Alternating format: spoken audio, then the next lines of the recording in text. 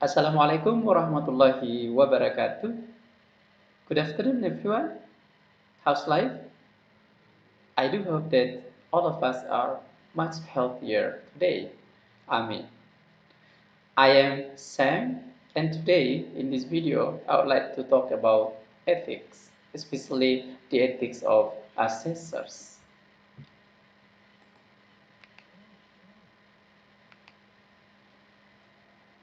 The ethics of assessor has two keywords. The first one is ethic, and the second one is assessors. To begin with, let's start by defining the ethic first. The common definition of ethic is upheld principles, which is usually called the rules or the codes of conduct in carrying out our duties or rights and responsibilities. At its simplest, ethics is a system of moral principles. Therefore, they affect how people make decisions and lead their lives. Ethics is also concerned with what is good for individuals or society, and is also described as moral philosophy. The word ethos, ethic, is also derived from Greek word ethos, which means custom, habit, character, or disposition.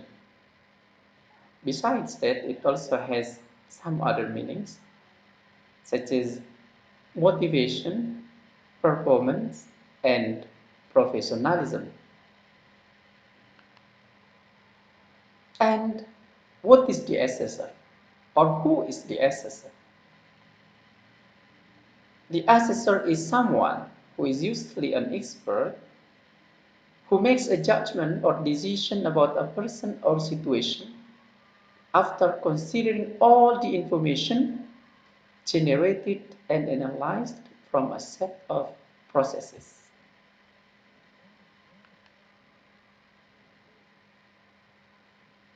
And now let's talk about the characters an assessor must have. And I think that all of us agree that an assessor must have integrity or even high integrity, discipline, honesty, competence, objectivity, openness, respect, and ability to communicate and work in a team. Now the question is, why is ethic important? And the most point is of why is ethic important is because it can help the assessor to protect him or herself from committing fraud in his or her work or job. So it's very important for us, the assessors. And what types of fraud possibly happen? There are three possible types of fraud can happen. The first one is pressure. It is a financial or emotional force pushing towards fraud. The second one is opportunity. It is the ability to execute plan without being caught or revealed. And the third one is rationalization. It is personal justification of dishonest action. So we have to avoid these three types of fraud as an assessor, ladies and gentlemen. Now let's talk about the ethics dilemmas and the solutions for the assessors. The first one is about how to live a good life. An assessor always faces this dilemma when doing his duties or her duties. And there are many challenges we overcome in the field. Sometimes a test taker asks for a help to upgrade his or her score in order to pass the test. Sometimes the management of an institution asks for the final scores, the result of the test, and there are many cases. And in dealing with this, we as the assessors, of course, are in dilemma, because on one hand, we are human who have social sensitivity, but on the other hand, we are also bound with the rules of conduct. And of course, the best solution is we just need to be strict on the ethics. The second one is between the rights and responsibilities. Temptation always comes when we are appointed to be an assessor. The enticement is not always money or the such. It is sometimes dealing with time or distance. In this case, let me give you an example. If we are appointed to do an assessment at 8 o'clock a.m. and then we have to be on the site by the time or even prior to the tea time to make sure that everything has been prepared and managed very well as planned. Another case related to time is when we are dealing with a test taker who is, for example, reluctant to speak or struggle to find vocabularies when speaking. But he or she still has the time.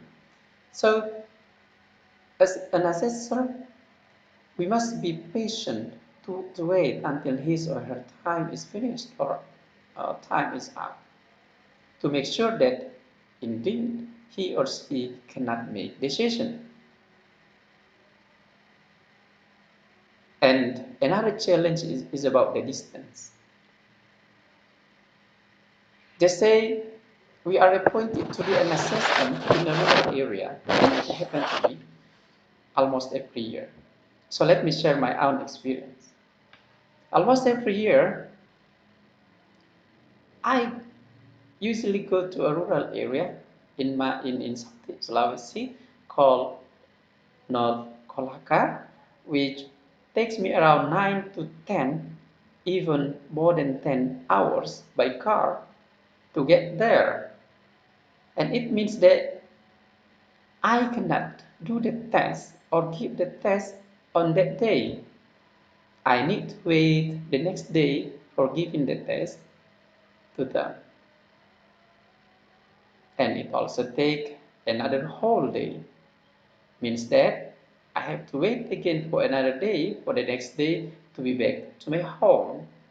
So I need at least 3 days to complete my mission. But talking about rights and responsibilities, willy-nilly, like it or not, we, as the assessor, must do the best. And the rest, we just enjoy it. And the next is between right and wrong. As a human, of course, we love seeing people happy and passing the test, especially the English competency test, make our students happy, make everyone happy, including us, of course. But what if the test taker, he or she, passed because we helped them answering the questions, or maybe we upgraded their scores? And of course, in this case, we need to ask ourselves, our heart, is it right to do so? Or is it wrong? And how to decide it? Again, just be back to the ethic, the rule of conduct. The last one is moral decisions. This is about what is good and bad. So every time we have the problems, then the only one thing that can make us out of these dilemmas are the rules of conduct, the codes of conduct, the ethics. As long as we are strict on the rules, the ethics, and then we will feel free to decide the good thing, to decide the right thing, to decide everything based on the fact, and just be sure that we will not regretting anything in the future. So the rules of conduct will save everyone. Ladies and gentlemen, now what principles to apply, especially in assessing the students, and more specifically in the English competency test. As we know that we apply TATO principle. TATO is an abbreviation. It stands for, in Bahasa Indonesia, we call it transparan, adil, terukur, dan objektif. So the first one is transparent. It means that the scoring procedure, criteria, and passing grade should be socialized to all related parties previously. So everyone has already understood, known what to do at the first time, what to study, the process, and also what will be the end, what will be assessed at the end of the learning and teaching process. And the second one is fair. This principle must be applied to all participants or test takers in order to avoid one party gets benefit and another one gets drawbacks. Therefore, we have to be fair to everyone. The third one is measurable. Measurable. The final score is determined based on clear rules and criteria and applied to all test takers. And the last one is objective. This means that the questions provided are specific and clear, so the assessor will be easy to make the score or to decide the final score. Ladies and gentlemen, now let's go to the conclusion. To conclude, the assessor's code of ethics or the code of conduct is a guideline on values to measure, to decide about good or bad,